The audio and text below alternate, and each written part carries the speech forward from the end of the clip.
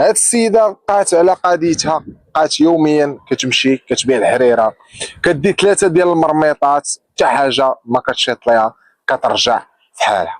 وكيف ما قلت لكم عندها واحد السر علاش كتباع ليها هاد الحريره وعلاش كتعجب كلشي، وكلشي كتجيه هاد الحريره ديالها بنينه.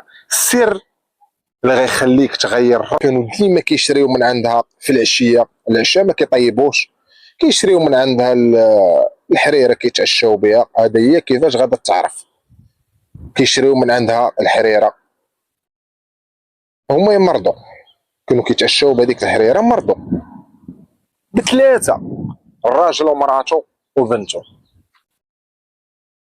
وداروا التحاليل ومشاو عند الطبيب واكتشفوا بان السبب ديال المرض ديالهم هي هذيك الحريره اللي كيشربوا من عند فلانه. وحتى هما اكتشفوا بان حتى حاجه ما يمكن تمرضهم ودير لهم هذاك التسمم من غير هذيك الحريره، حيت هما ديما يوميا كياخذوا من عندها الحريره في العشاء. مشات مرتو مشات ليها بدات كضارب هي وياه في البلاصه اللي كتبيع الحريره، دارت ليها الشوهات، تلاحوا على بعضياتهم، تكامشوا المخزن كيفك الناس كيفكوا، حضروا المخزن. اشنو وقع هنايا؟ قالت لهم هاد السيده راه شربنا الحريره بثلاثه، ها وقع علينا.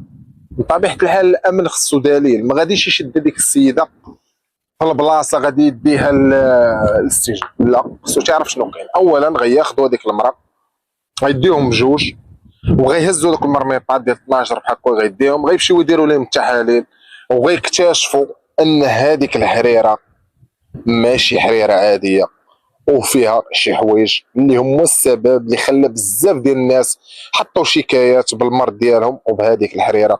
وتبتت الادانه ديالها وقالوا لها علاش كديري هذا الشيء؟ قالت لهم كنت كنبول في الحريره وكندير سحر القبول اليهودي باش ننتقم من الناس، حيت انا ما عندي لا راجل لا دري، حتى راجل ما بغى يتزوج بيا، ما عندي حتى واحد، كنت كنتقم من الناس وبزاف ديال الناس مرضوا.